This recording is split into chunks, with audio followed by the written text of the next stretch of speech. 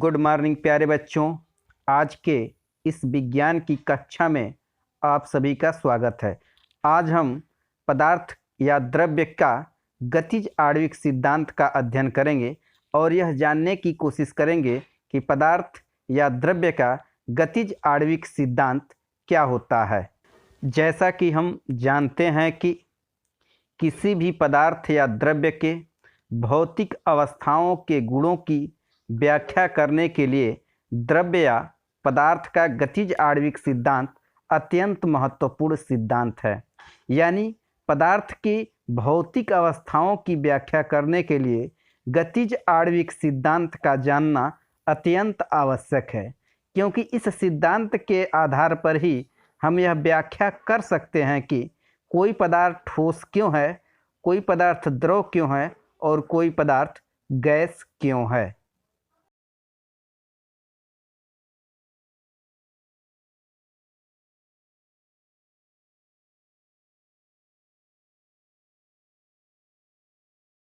अतः पदार्थ या द्रव्य के गतिज आणविक सिद्धांत के अनुसार निम्नलिखित नियम बनाए गए हैं। पहला कि द्रव्य अत्यंत छोटे छोटे कणों से मिलकर बना होता है जो स्वतंत्र अवस्था में रह सकते हैं और इन कणों को अणु या मॉलिक्यूल्स कहते हैं।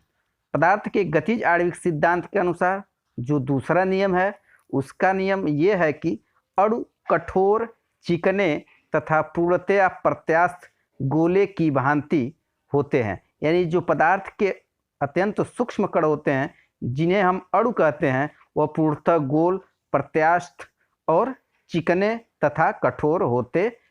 गतिज आणविक सिद्धांत के रूल नंबर 3 के अनुसार द्रव्य के अणुओं के मध्य कुछ रिक्त स्थान रहता है जिसे अंतरा आणविक स्थान या अंतरा आणविक अवकाश यानी इंटरमॉलिक्यूलर स्पेस कहते हैं।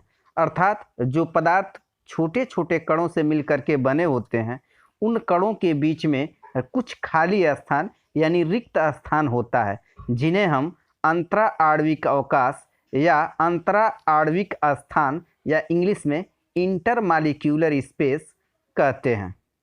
रूल नंबर 4, द्रव्य के अणुओं के मध्य आकर्षण तथा प्रतिकर्षण बल कार्य करते हैं। द्रव्य के अणुओं के मध्य आकर्षण को अंतरा आणविक आकर्षण बल यानी इंटरमॉलिक्यूलर फोर्स कहते हैं। इसे ससंजक बल भी कहा जाता है।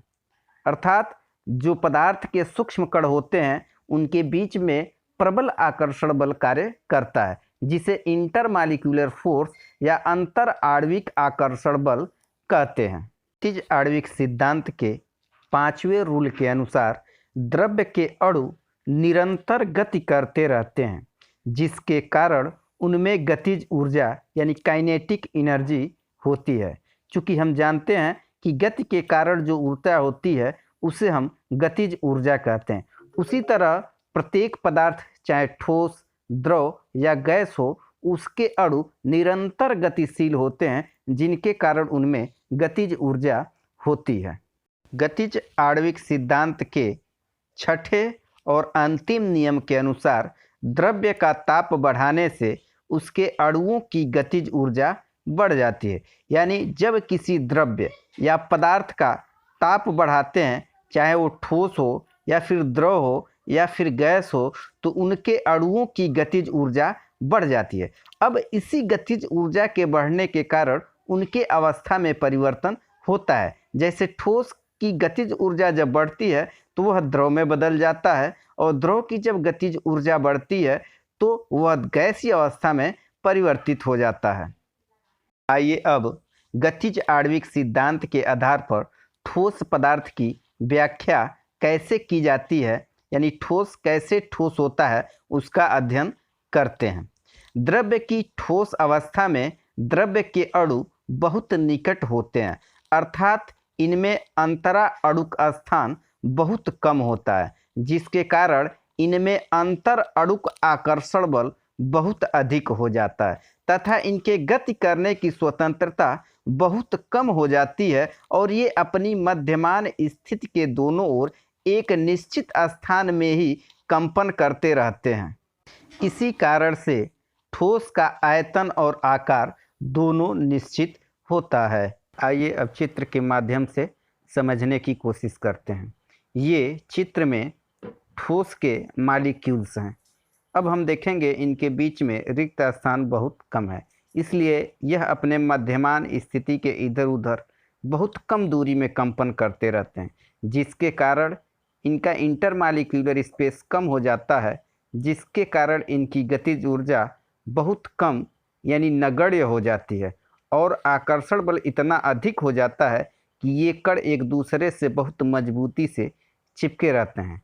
इसी के कारण ठोस का जो आयतन और आकार होता है वह दोनों ही निश्चित होता है। आइए अब गतिज आणविक सिद्धांत के आधार पर हम द्रव्य या पदार्थ की द्रव अवस्था की व्याख्या करते हैं। द्रव के अणुओं के बीच अंतरा अणुक स्थान ठोस की अपेक्षा अधिक होता है।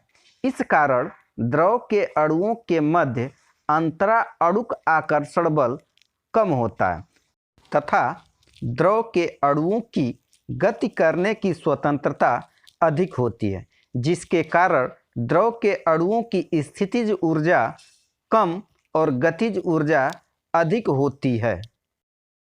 द्रवों के अणुओं की गतिज ऊर्जा अधिक होने के कारण वे अनियमित रूप से गति करते हुए परस्पर टकराते रहते हैं तथा एक दूसरे के ऊपर फिसलते रहते हैं।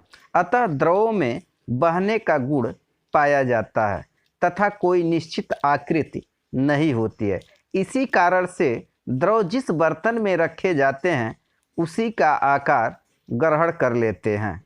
द्रवों के अणुओं की गतिज ऊर्जा उनकी पृथ्वी के आकर्षण बल के कारण तथा अंतरा अणुक आकर्षण के कारण उत्पन्न स्थितिज ऊर्जा से अधिक नहीं होती है, जिसके कारण वे अपना तल नहीं छोड़ सकते हैं तथा द्रव का आयतन निश्चित रहता है। अर्थात द्रव के अणुओं के मध्य इंटरमॉलिक्यूलर स्पेस अधिक होता है, जिनके कारण इनकी गतिज ऊर्जा ठोस से अधिक होती है और ये एक दूसरे से टकराते हुए एक दूसरे पर फिसलते हैं, जिसके कारण इनमें बहने का गुण पाया जाता है और इसी के कारण इनका आकार निश्चित नहीं होता। लेकिन जो इनकी गतिज ऊर्जा होती है यह इतना भी अधिक नहीं होती है कि वह इंटरमॉलिक्यूलर फोर्स यानी अंतर आणविक अवकाश और पृथ्वी के गुरुत्वाकर्षण बल से अधिक हो जाए, इसलिए उनका आयतन निश्चित बना रहता है। आइए अब चित्र के माध्यम से हम द्रव की व्याख्या को देखते हैं। हम देखेंगे कि द्रवों के अणुओं के बीच में रिक्त स्थान अधिक है, इसलिए इनको गति करने के लिए अधिक स्थान मिलता है, जिसके कारण इनकी गतिज ऊर्जा अधिक होती है और स्थितिज ऊर्जा थोड़ी कम हो जाती है, जिसके कारण ये कण एक दूसरे से टकराते हुए एक दूसरे के ऊपर फिसलते रहते हैं, जिसके कारण इनका आकार निश्चित नहीं होता है। लेकिन इनकी गतिज ऊर्जा इतनी अधिक भी नहीं होती है कि वह अपने तल को छोड़ दें, इसलिए इनका आयतन बराबर बना रहता है। ये अब गतिज आणविक सिद्धांत के आधार पर द्रव्य यानी पदार्थ की गैसीय अवस्था की व्याख्या के बारे में जानने की कोशिश करते हैं। गतिज आणविक सिद्धांत के आधार पर द्रव्य की निम्न प्रकार से व्याख्या की जाती है कि गैस के अणुओं के बीच अंतरा अणुक स्थान ठोस तथा द्रव की तुलना में बहुत अधिक होता है, जिसके कारण उनके मध्य अंतरा अणुक आकर्षण बल बहुत कम हो जाता है तथा उनके अणुओं की गति करने की स्वतंत्रता बहुत अधिक बढ़ जाती है। इस कारण गैस के अणुओं की स्थितिज ऊर्जा बहुत कम तथा गतिज ऊर्जा बहुत अधिक होती है और वे लगभग एक दूसरे से स्वतंत्र रहते हैं। गतिज ऊर्जा अधिक होने के कारण गैस के अणु परस्पर तथा बर्तन की दीवारों से टकराते रहते हैं तथा सभी दिशाओं में अनियमित रूप से तीव्रतापूर्वक गति करते रहते हैं। इसी कारण से गैसों के भी द्रवों की भांति बहने का गुण पाया जाता है तथा उनकी आकृति निश्चित नहीं होती है। गैस के अणुओं की गतिज ऊर्जा भी इतनी अधिक होती है कि अपना तल छोड़ सकते हैं।